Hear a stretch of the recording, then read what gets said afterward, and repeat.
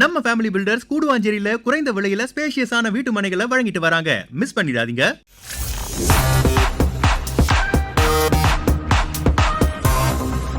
Sports Vikatan நியூஸுக்கு வணக்கம். இது Sathya present sports விகடன்ஸ் the boundary line show with Muthu. Special partners நம்ம family filters. இன்னைக்கு ஒரு மேட்ச் நடந்து முடிஞ்சிருக்கு. ரொம்ப இன்ட்ரெஸ்டிங்கான match, India vs Bangladesh match. India இந்த மேட்ச் வின் பண்ணியிருக்காங்க. வின் பண்ணவரும் இல்லாமல் ஆல்மோஸ்ட் செமிஃபைனலில் தங்களோட ஸ்பாட்டை வந்து ஸ்டீல் பண்ணிட்டாங்க. ஸோ இந்த மேட்ச்ல இந்தியா எப்படி வின் பண்ணாங்க அண்ட் இந்த செமிஃபைனல்ஸ்க்கு வரப்போற மற்ற அணிகள் என்னன்னு சொல்லிட்டு நிறைய விஷயங்களை வந்து நம்ம முத்துக்கிட்ட பேசி தெரிஞ்சுக்கலாம். வாங்க. வணக்கம் முத்து ப்ரோ. வணக்கம் ஸ்ரீராம். ஒரு நல்ல நியூஸோட வந்திருப்பீங்க. இந்தியா வந்து செமிஃபைனலுக்குள்ள ஏறக்குறைய காலடி எடுத்து வச்சுட்டாங்க. இந்த வீடியோ பப்ளிஷ் ஆகிறதுக்குள்ள இந்தியா செமிஃபைனல் குவாலிஃபை ஆகிட்டாங்கன்னு நியூஸ் அஃபிஷியலா கியூ வாங்கிடுவாங்கன்னு நினைக்கிறேன் ஆல்மோஸ்ட், இல்லையா? எக்ஸாக்ட்லி. ஆப்கானிஸ்தான் தோத்தாச்சுன்னா இந்தியா வந்து ஆட்டோமேட்டிக்லி குவாலிஃபைடு அண்ட் பெரிய ஆபத்து எதுவும் இருக்காது ஆஸ்திரேலியாவுக்கும். ஸோ ரெண்டு பெட்டர் டீம்ஸ் குவாலிஃபை ஆவாங்க. ஃபர்ஸ்ட் ஆஃப் ஆல் இந்த மேட்ச் எப்படி இருந்துச்சு? எதிர்பார்த்த மாதிரி தான், எந்த ட்விஸ்டும் இல்லை. ரொம்ப சொன்னேன் இதுதான் நடக்க போகுது, நசுக்கிடுவாங்க. என்ன அதே தான் நடந்துச்சு.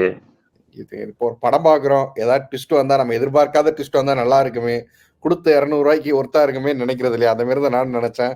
பார்த்தா வந்து இவ்வளவு ஸ்மூத்தா இந்தியா, எந்த பிரச்சனையுமே இல்லை, எங்கேயுமே ஒரு இல்லவே இல்லையா? அவங்க கேப்டன் என்னங்க யோசிச்சாரு சாந்தோ? எடுத்த உடனே டாஸ ஜெயிச்சாரு. டாஸ ஜெயிச்சுட்டு ஃபர்ஸ்ட் போலிங் போடுவாங்களா? இப்ப இவங்களோட பெஸ்ட் சான்ஸ், பங்களாதேஷோட பெஸ்ட் சான்ஸ் ஃபர்ஸ்ட் பேட்டிங் பண்ணி ஒரு 160 170 அடிச்சுட்டு போலிங்கை வச்சு வா மோதலாம் பாரு. ஏன்னா எந்த டீமா இருந்தாலும் T20 ஃபார்மேட்ல எஸ்பெஷலி உங்களுக்கு எது ஸ்ட்ராங்கரோ அதை நீங்க செகண்ட் பண்ண பாப்பீங்க. இப்ப பேட்டிங் தான் உங்க ஸ்ட்ரென்த் தான், நீங்க வந்து செகண்ட் பேட்டிங் பண்ணலாம். போலிங் தான் ஸ்ட்ரென்த்னா செகண்ட் போலிங் போடணும்.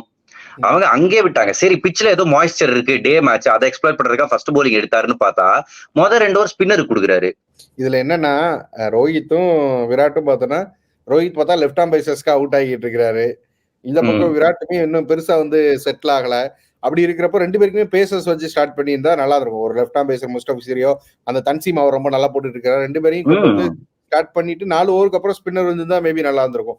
ஃபர்ஸ்ட் ஸ்பின்னர் ஒன்னும் இவங்க செட்டில் ஆகிட்டாங்களே அந்த 2 ஓவர்லயே.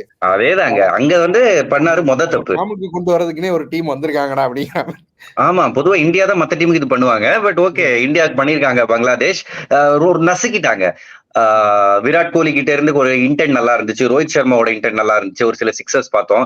மொத்தம் 13 சிக்ஸ் அடிச்சாங்க டீம் இந்தியா. ஒரு T20 வேர்ல்ட் கப் மேட்சோட ஒரு சிங்கிள் மேட்ச்ல இந்தியா இவ்வளவு சிக்ஸ் வேற எங்கேயும் அடிச்சது இல்ல. இந்த விராட் கோலியை பத்தி கொஸ்டின்ஸ் நிறைய இருந்துச்சு. நாமளே நிறைய பேசியிருக்கிறோம். நீங்க பேசுனீங்க, நான் கேட்டிருக்கேன் நிறைய கேள்வி, என்ன விராட் கோலி அடிக்கவே மாட்டேங்கிறாரு அப்படின்னு. எல்லாருமே கலாய்ச்சிக்கிட்டு வந்தாங்க. ஒரு பக்கம் இந்தியானா வந்தா விராட் கோலி கிட்ட தானே வரணும்னு சொன்னீங்க, இன்னும் அவரே வரலையே அப்படிங்கிற மாதிரி கேட்டுட்டு இருந்தாங்க. பட் இன்னைக்கு வந்துட்டாரு, ஒரு மாதிரி டச்ல வந்துட்டாரு.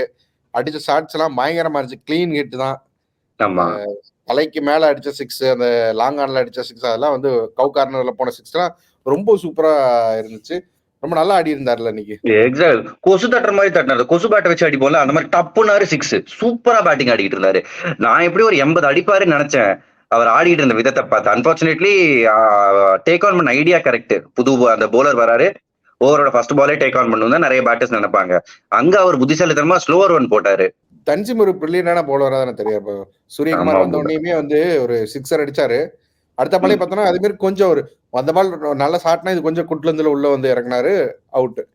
ஒரு பங்களாதேஷ் டீம்ல இந்த வருஷம் பார்த்தா, இந்த இதுலன்னு பார்த்தா தன்சீம் வந்து ஒரு பெரிய பாசிட்டிவா தெரிகிறாரு. எக்ஸாக்ட்லி. ஃபர்ஸ்ட் பெரிய பாசிட்டிவ் ரிஷாத், அடுத்த பாசிட்டிவ் தன்சீம். ஏன்னா அவங்க வந்து டஸ்கின் மாதிரி ஒரு சீனியர் போலரை உட்கார வச்சாங்க. பிளஸ் பங்களாதேஷ்க்கு மிகப்பெரிய பாதகம் இந்த வேர்ல்ட் கப்ல வார்ம் அப் மேட்ச்லயே அவங்களோட லெஃப்ட் ஆர்ம் சீமரான ஷொரிஃபுல் இஸ்லாமுக்கு கையில இன்ஜுரி ஏற்பட்டுச்சு. அதுக்கப்புறம் மேட்ச் விளையாடல. ஏன்னா அவர் வந்து லெஃப்ட் முஸ்தபிசுர் ரஹ்மான் உள்ள எடுத்துட்டு வர போலர்லாம் கிடையாது. அவர் கட்டர்ஸ், ஸ்லோவர் ஒன் போடுற போலர். ஷொரிஃபுல் இஸ்லாம் நியூ பால்ல இன்னும் ஸ்கில்ஃபுல். அவர் இல்லாதது அவங்களுக்கு ஒரு பாதகமா போச்சு. பட் ஸ்டில் இந்த பர்டிகுலர் கேம்ல தன்சீம் ரொம்ப வித்தியாசமான ஒரு போலர். ஓடி வராரு வேகமா, ஜம்பே பண்றது இல்ல. நிறைய ஃபாஸ்ட் போலர்ஸ் வந்து அந்த ஜம்ப்ல பவர் எடுப்பாங்க. இவருக்கு ஜம்பே கிடையாது, அப்படியே பிளாட்டா கொஞ்சம் ஸ்லைட்லி ஸ்லிங்கி, கொஞ்சம் சைட்ல இருந்து வருது கையே, அங்கிருந்து எக்ஸ்ட்ரா பவுன்ஸ், முழுக்க முழுக்க ஷோல்டர் கொடுக்குறாரு. ரொம்ப டிஃப்ரெண்டான போலரா தெரிகிறாரு. பாக்குறதுக்கு வந்து ஒரு 134 போடுவார், 135 போடுவார்னு நினைச்சா 140 அடிக்குது சில பந்துகள். சூரியகுமார் அவுட் ஆன பால் தான் என்ன எக்ஸ்ட்ரா பவுன்ஸ், சூப்பரா போலிங் போட்டாரு. ஆனா வந்து இந்தியாவை பாத்தீங்கன்னா அஸ்வின் ஒரு ட்வீட் கூட போட்டிருந்தாரு. இப்போ இந்தியா வந்து ஒரு 20-30 ரன்ஸா எல்லா பேட்டர்ஸும் அடிக்க பாக்குறாங்க, அட்டாக் பண்ணி அடிச்சுட்டு அவுட் ஆகிடுறாங்க. இந்த மாதிரி அப்ரோச் வந்து இந்தியன் டீமுக்கு புதுசு. ஆனா நம்ம இந்த அப்ரோச்சுக்கு வந்து பழகிக்கணும் அப்படின்னு வந்து பேசியிருந்தாரு. நம்ம இதை வந்து IPL லாஸ்ட் IPL பார்த்தோம். எந்த பிளேயருமே செஞ்சுரி போடாம, எந்த பிளேயருமே ஒரு பெரிய ஸ்கோர் போகாம 40-15 அடிச்சு 250க்கு வந்ததெல்லாம் பார்த்தோம். இப்போ இன்டர்நேஷனல் கிரிக்கெட்ல வந்து அந்த மாதிரி ஃபுல்லா வந்து நம்ம இன்னும் பார்க்க ஆரம்பிக்கல. 1-2 டீம்ஸ் தான் அந்த மாதிரி ஆடுறாங்க. இந்தியா அதை ரொம்ப ஏர்லியாவே அதுக்கு அடாப்ட் பண்ணிட்டு ஆடுறது ரொம்ப நல்லா இருக்குல்ல. ரோஹித்துமே இன்னைக்கு அதை பேசியிருக்கிறார் போஸ்ட் மேட்ச் பிரஸ் ஆமா, கான்ஃபரன்ஸ்ல. ஏன்னா பிரான்சைஸ் கிரிக்கெட்ல வந்து எல்லாமே மாறியாச்சு. நீங்க சொல்ற மாதிரி 190 வரணும்னா ஒவ்வொரு இது நம்ம ஐபிஎல் அப்பே நம்ம பவுண்டரி லைன் ஷோல நம்ம பேசியிருக்கோமே, வந்து இன்டென்ட் அடிக்கிறது. அதுக்கப்புறம் நீங்க வந்து ஒவ்வொருத்தரா சின்ன சின்ன கான்ட்ரிபியூஷன். எனக்கு வந்து 50 பால்ல 60 ரன் அடிக்கிற பேட்டரை விட எனக்கு வந்து 15 பால்ல 30 ரன் அடிக்கிற பேட்டருக்கு தான் வேல்யூ அதிகம். அதனாலதான் நீங்க வந்து விராட் கோலி, ரோஹித் சர்மாவோட ஃபார்மை பத்தி இந்த வேர்ல்ட் கப் ஃபுல்லா நீங்க கேட்ட கேள்விக்கு நான் சொன்னேன், அவங்க அடிக்க போய் அவுட் ஆகுறாங்க, கவலைப்படாதீங்க. எனக்கு டொக்கு வைக்க போய் அவுட் ஆனாதான் பிரச்சனை, அடிக்க போய் அவுட் ஆனா பிரச்சனை இல்ல. இந்த இன்டென்ட் காமிக்கணும். அண்ட் ரோஹித் சர்மா, விராட் கோலி சேர்ந்து மேல விளையாடுறதுனால இன்னொன்னு என்னதுன்னா 6 ஹிட்டர்ஸ் நடுவுல பேக் பண்ணிருக்காங்க டீம் இந்தியா. சூரியகுமார் யாதவ் ஒரு 6 ஹிட்டர், தூபே ஒரு 6 ஹிட்டர், ஹார்திக் பாண்டியா ஒரு 6 ஹிட்டர். இந்த லக்ஸரி டீம் இந்தியாவுக்கு அமைதி இவங்க 2 பேரும் டாப்ல போறதுனால. இந்த நீங்க பேசும்போது சொன்னீங்க, தூபே எல்லாம் சொன்னீங்க, குரூப்ல டூப் மாதிரி தான் தெரிஞ்சாரு அவரு. பட் இன்னைக்கு வந்து ஏர்லியா ஸ்ட்ரகிள் ஆகுறாரு. ஒரு மேட்ச்லயுமே பாக்குறோம் ஸ்ட்ரகிள் பண்றாரு. பட் இருந்தாலும் அவர்கிட்ட என்ன எதிர்பார்க்கறாங்களோ 2 6 எதிர்பார்க்கறீங்களா, அடிச்சு கொடுத்துறாப்பான்னு அடிச்சு கொடுத்துறாரு. அதுவும் வந்துருச்சு இன்னைக்கு. தூபே என்ன நம்ம ஒரு முடிவே எடுக்க முடியலையே, தூபே வந்து உள்ள இருக்கலாமா வேணாமா அப்படிங்கிறதுல. வேல்யூ காமிக்கிறாரு. போன மேட்சும் அவர் ஒரு குரூஷியல் நாக் விளையாடினாரு அகேன்ஸ்ட் யூஎஸ்ஏ. அந்த ரன் சேஸ்ல ஆப்கானிஸ்தான் யூஎஸ்ஏல மேட்ச்ல ஒரு குரூஷியலான இன்னிங்ஸ் விளையாடினாரு. இங்க ஒரு குரூஷியலான இன்னிங்ஸ் விளையாடி இருக்காரு. அப்புறம் என்ன பிரச்சனை? பிரச்சனை இல்லை. பட் வெளியே கம்பேர் பண்றதுன்னு பார்த்தோன்னா சாம்சன் வந்து ஒரு ஃபுல் எபிலிட்டி இருக்கக்கூடிய ஒரு பேட்டர், கிளீனான ஒரு பேட்டர். நம்ம சிவம் துபே அப்படி ஒரு கிளீனான ஒரு பேட்டரா சொல்ல முடியாது. அவர்கிட்ட எதிர்பார்க்கிற விஷயங்களை கொடுக்குறாரு. பட் சாம்சனுக்கு எங்கேயோ ஒரு சான்ஸ் கிடைச்சா நல்லா இருக்குமே அப்படிங்கறது. சாம்சன் டாப் ஆர்டர் பிளேயர், உங்களுக்கு டாப் 3ல விளையாட முடியும் சாம்சனால. இவர் வருது நம்பர் 5ல. அதான் பிரச்சனையா இருக்குங்கிறீங்க. ஏன் சாம்சன் அடாப்ட் பண்ணிக்கக்கூடிய பிளேயர் தானே, அவரால் அடாப்ட் பண்ணிக்க முடியாதுன்னு நினைக்கிறீங்களா? பட் இதை பண்ணி தானே இவர் டீமுக்குள்ள வந்திருக்காரு. இப்ப சிவம் துபே நீங்க தூக்குறதுனா ஓகே, 5-6 மேட்ச் ரன் வரல அப்படின்னா நீங்க வந்து தூக்கலாம். ரன் அடிச்சிடுறாரு, அப்புறம் என்ன பிரச்சனை எனக்கு புரிய மாட்டேங்குது. சாம்சன் நல்ல பிளேயர் தான், நோ டவுட், நான் இல்லைன்னு சொல்ல. பட் அந்த இடத்துல ஏற்கனவே டீம் இந்தியா நிறைய ஆப்ஷன்ஸ் வச்சிருக்காங்க. பிளஸ் சிவம் துபே ஒரு லெஃப்ட் ஹேண்டர் ஆங்கிளையும் எடுத்துட்டு வராரு கேம்குள்ள. ஓகே, அதனால ஃபர்ஸ்ட் சாய்ஸ் அப்படிங்கிறது தூபே தான் அப்படிங்கிறீங்க. அவர் ஒண்ணு அவைலபிளா இல்ல அவர் ரொம்ப ட்ரையான ரன்னா இருக்குன்னா தான் சாம்சன் அப்படிங்கிறீங்க. இனிமே அப்படி இருக்க வாய்ப்பு இல்லைன்னு நினைக்கிறேன். ஏன்னா நம்ம எண்ட் ஆஃப் தி டோர்னமெண்ட்டுக்கு வந்துட்டோம். இதே 11ல தான் ஃபைனல் வரைக்கும் போனாலுமே இதே 11ல தான் போகணும்னு நினைப்பாங்கன்னு நினைக்கிறேன். பிளஸ் எல்லாருக்கும் இந்த ஒரு சென்டிமெண்ட் லெவல்ல தான் நம்ம வந்து சாம்சன் விளையாடணும் அப்படின்னு நம்ம ஆசைப்படுறோம். நியாயம் தான். எனக்கும் சாம்சன் ரொம்ப ரொம்ப பிடிச்ச பிளேயர், எனக்கும் ஒரு விளையாடணும் தான். பட் இந்த டீம்ல கரண்ட் டீம் ஜெயிச்சுக்கிட்டே இருக்கிறப்ப எப்படி ஃபிட் ஆவாரு? அது வந்து சிவம் தூபேக்கு தப்பான மெசேஜ் கொடுக்கும்ல. பட் ஆனா பவுலிங் இன்னைக்கு பேசி ஆகணும். பும்ரா வழக்கம் போல அவரோட வித்தையை காமிச்சிட்டு போயிட்டாரு. குல்தீப் யாதவ் அகெயின் அவர் எதுக்கு 11க்குள்ள கொண்டு வந்தாங்களோ இந்த பிச்சில் என்ன பண்ணணுமோ அதை பண்ணி கொடுத்துட்றாரு. இன்னைக்கு பார்த்தா அந்த வரிசையா 3 விக்கெட்டை வந்து கலட்டி விட்டு போனாரு. பங்களாதேஷை வந்து அந்த எந்திரிக்கே விடாம அடின்னு அடிச்சு காலி பண்ணது வந்து குல்தீப் தான் பவுலிங்ல.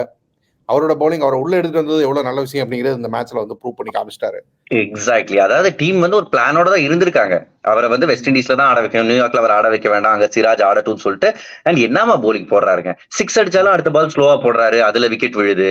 ரொம்ப ரொம்ப தைரியமான போலரா மாறி இருக்காரு. ரொம்ப திங்கிங் போலர், பயங்கரமா மாறி இருக்காரு. இந்தியா இந்த வேர்ல்ட் கப் ஜெயிக்கணும்னா குல்தீப் யாதவ் ஒரு மிகப்பெரிய ஃபேக்டரா இருப்பாரு. ஆல்மோஸ்ட் வந்து செமிஃபைனல்ல காலரி எடுத்து வச்சிட்டாங்க. செமிஃபைனல்ல யாரை எதிர்கொள்ள போறாங்க அப்படிங்கறத வந்து தெரிஞ்சுக்கணும்னா நாம அந்த குரூப்ல நடந்த அந்த மான்கொம்பு ஃபைட்லாம் வந்து பார்க்கணும் என்ன நடந்தது. அந்த குரூப் ஈக்குவேஷன் இப்ப எப்படின்னா, எனக்கு சவுத் ஆப்பிரிக்கா வெளியில போயிருவாங்களோன்னு ஒரு பயமா இருக்கு ஸ்ரீராம். ஏன்னா ஈக்குவேஷன் இப்ப நேயர்களுக்கு நான் சொல்லிடுறேன். இங்கிலாந்து வந்து யுஎஸ்ஏக்கு எதிராக விளையாடுறாங்க. சோ 2 பாயிண்ட் ஆல்மோஸ்ட் உள்ள இருக்கு. அவங்க 10 ரன் வித்தியாசத்துல ஒரு 10 ரன் ஒரு மோர் வித்தியாசத்துல ஜெயிக்கணும். ஃபார் எக்ஸாம்பிள் இங்கிலாந்து வந்து 150 அடிச்சிருக்காங்கன்னா யுஎஸ்ஏ 140 அடிக்க விடாம தடுக்கணும். ஆர் இன்னொரு எக்ஸாம்பிளுக்கு இப்ப வந்து செகண்ட் பேட்டிங் யுஎஸ்ஏ வந்து 150 அடிச்சிட்டாங்க. அப்ப இங்கிலாந்து வந்து 19 ஓவர்ல அதை சேஸ் பண்ணா போதும். 20 ஓவர்ல 19 ஓவர்ல சேஸ் பண்ணிட்டாங்கன்னா நெட் ரன் ரேட் வந்து அவங்களுக்கு மேல போயிடும். So west Indies south Africa match கிட்டத்தட்ட ஒரு நாக் அவுட் மேட்ச் மாதிரி. யார் ஜெயிக்கிறவங்க கடைசியில இங்கிலாந்து உள்ள போயிருவாங்க. நல்ல கிரிக்கெட் விளையாட சவுத் ஆப்பிரிக்கா போக மாட்டாங்க. என்னங்க இது இப்படி சொல்றீங்க?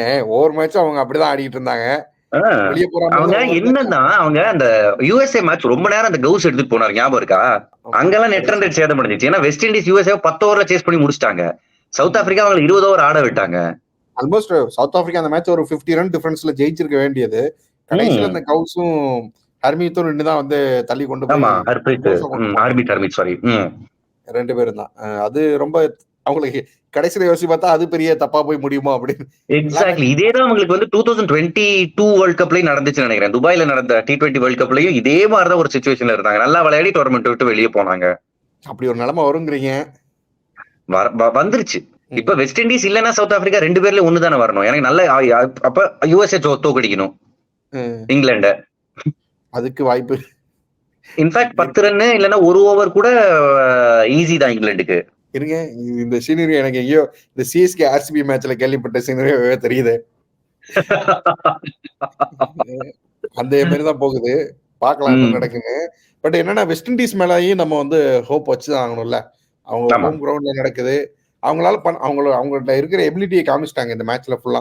அவங்க ஃபுல் ஸ்ட்ரெங்கோட ஆடினாங்க. அவங்களோட எபிலிட்டியை ஃபுல்லா காட்டினாங்கன்னா எந்த டீமா இருந்தாலும் அவங்களால அடிக்க முடியும் அப்படிங்கிறதையும் காமிச்சிட்டாங்க. அதனால ரொம்ப ஒரு நாக் அவுட் மேட்சா தான் இருக்க போகுது. நீங்க சொன்ன மாதிரி இங்கிலாந்து ஒருவேளை ஜெயிச்சு ஃபர்ஸ்ட் பிளேஸ் பிடிச்சு இந்தியா வந்து செகண்ட் பிளேஸ்ல இருந்தாங்கன்னா India versus England semi-final expect பண்ணலாம். இல்ல இந்தியா இங்க ஜெயிச்சிருச்சு, ஆஸ்திரேலியாவை ஜெயிச்சிருச்சுன்னா அங்க செகண்ட் யார் வெஸ்ட் இண்டீஸோ சவுத் ஆப்பிரிக்காவோ வந்தா இந்தியா அந்த டீமோட விளையாடும். இனிமே எல்லாருமே டேஞ்சரஸ் டீம் தான். இனிமே எந்த டீமும் லைட் டீம் கிடையாது. இனிமே வந்து அவ்வளவுதான். இனிமே வந்து எல்லாரும் உக்கிரமா ஆட வேண்டியதான். இன்னும் ஒரு 24 ஹவர்ஸ்ல இருந்து ஒரு 36 ஹவர்ஸ்க்குள்ள எல்லா ஈக்குவேஷனும் முடிஞ்சு அந்த 4 ஸ்பாட் என்னன்னு தெரிய வந்துரும்னு நினைக்கிறேன். அடுத்த 2 மேட்ச் இருக்கு. இப்ப நீங்க இங்கிலாந்து USA சொன்னீங்க. இங்கிலாந்து தான் ஜெயிக்கும் அப்படிங்கறதான் எல்லாரோட எண்ணமா இருக்கு. USA எதிர்பார்த்தோம் நிறைய. இந்த மேட்ச்ல ஏதாவது பண்ணுவாங்களா? அவங்க காம்படிஷன்ல இருந்தாங்கன்னா நல்லா இருக்கும். வெஸ்ட் இண்டீஸ் கிட்ட விட்ட மாதிரி 10 ஓவர் தோக்காம அவங்க வந்து ஜஸ்ட் கொஞ்சம் ஹேங் இன் பண்ணி அப்பப்ப டஃப் கொடுத்தா நல்லா இருக்கும். பெரிய ஆசைலாம் வச்சுக்காதீங்க. அவங்க இது வரைக்கும் வந்ததே பெரிய விஷயம். சரி, again west Indies south Africa உங்களோட சாய்ஸ் வெஸ்ட் இண்டீஸ் அப்படிங்கறதா வந்து தெரியும் எல்லாருக்கும். டெய்லி பாக்குறவங்களுக்குமே தெரியும். ஆனா எனக்கு சவுத் ஆப்பிரிக்காவும் பிடிக்குமே ஸ்ரீராம். இங்கிலாந்து இங்க இருந்து வந்துட்டாங்களே ஸ்ரீராம், புறவாசல் வழியா உள்ள வந்துட்டாங்களே. பேசாம ஏதாச்சும் ஒரு 5 ஸ்பாட் வச்சு ஏதாவது கருணை அடிப்படையில 5 டீம் செமிஃபைனல் கொண்டு போக முடியுற மாதிரி ஏதாச்சும் கொண்டு இருந்தா பார்க்கலாம். பிளே ஆஃப்ஸ் மாதிரி புதுசா ஏதாவது ஒரு ரவுண்ட் கொண்டு வந்து சவுத் ஆப்பிரிக்காக அவங்க இவ்வளவு வருஷமா போராடிக்கிட்டு இருக்கிறதுக்காக ஏதாவது பண்ணாங்கன்னா பார்க்கலாம். பட் பார்க்கலாம் என்ன நடக்குது. நம்ம சும்மா பேசுறோம், பட் என்ன வேணாலும் நடக்கலாம்ல. இன்னும் நம்ம இன்ட்ரெஸ்டிங்கா இருக்கும். செம இன்ட்ரெஸ்டிங்கா இருக்கும். ஆனா ஏன் இந்தியா ஆஸ்திரேலியா மேட்சோ அது ரிசல்ட்டுக்கு எந்த விதத்திலையும் அந்த குவாலிஃபிகேஷனுக்கு எந்த விதத்திலையும் பாதிப்பு கொடுக்க போற மேட்சா இல்லாட்டினாலும் பர்சனலா 2 டீமுக்குமே ரொம்ப முக்கியமான மேட்சா தான் பார்ப்பாங்க. எக்ஸாக்ட்லி. பிளஸ் இது ஃபைனலோட ரிப்பீட்டா கூட இருக்கலாம். இந்தியா ஆஸ்திரேலியா திரும்ப இந்த 2 டீமும் ஃபைனல் விளையாட வாய்ப்பு இருக்குன்றதுனால எனக்கு தெரிஞ்சு இது ஒரு முக்கியமான match. India Australia 50 over world கப்ல லீக் ஸ்டேஜ்ல இந்தியா சென்னையில தோக்கடிச்சாங்க ஆஸ்திரேலியாவை. ஆனா ஃபைனல்ல ஆஸ்திரேலியா ஜெயிச்சாங்க. அதே மாதிரி இதுல யாரோ தோக்குறவங்க ஃபைனல்ல ஜெயிப்பாங்க அப்படிங்கிறீங்க தானே? அப்பனா இந்தியா தோக்கட்டும். ஐயோ எவ்வளவு கல் நெஞ்சு உங்களுக்கு. இல்லங்க, இந்த ஸ்டேஜ்ல சூப்பர் 8ல தோக்கட்டும், ஃபைனல்ல ஜெயிக்கலாம். நீங்க சொன்ன லா படி எனக்கு வந்து இந்தியா இப்ப ஜெயிக்கலன்னா பிரச்சனை இல்லை. ஃபைனல்ல தோக்கடிக்கணும், அவங்களோட கொட்டத்தை அடக்கணும். எத்தனை கப்படா ஜெயிப்பீங்க நீங்க எங்களுக்கு அப்படின்னு பார்க்கலாம் என்ன நடக்குன்னு வெயிட் பண்ணி பாக்கலாம். கடைசியா இப்ப சொன்னது ஹெட்லைனா போட்டுறாதீங்க, இந்தியா தோக்கட்டும் கூறினார் முத்துன்னு. அவள்தான் ஆஸ்திரேலியாவின் கொட்டத்தை அடக்குவோம் முத்து உறுதி இந்த மாதிரி போட்டு தமிழ் வியாபாரத்தை பாத்திர வேண்டியதான் ப்ரோ. ஓகே ஸ்ரீராம். பாப்போம் ஸ்ரீராம்.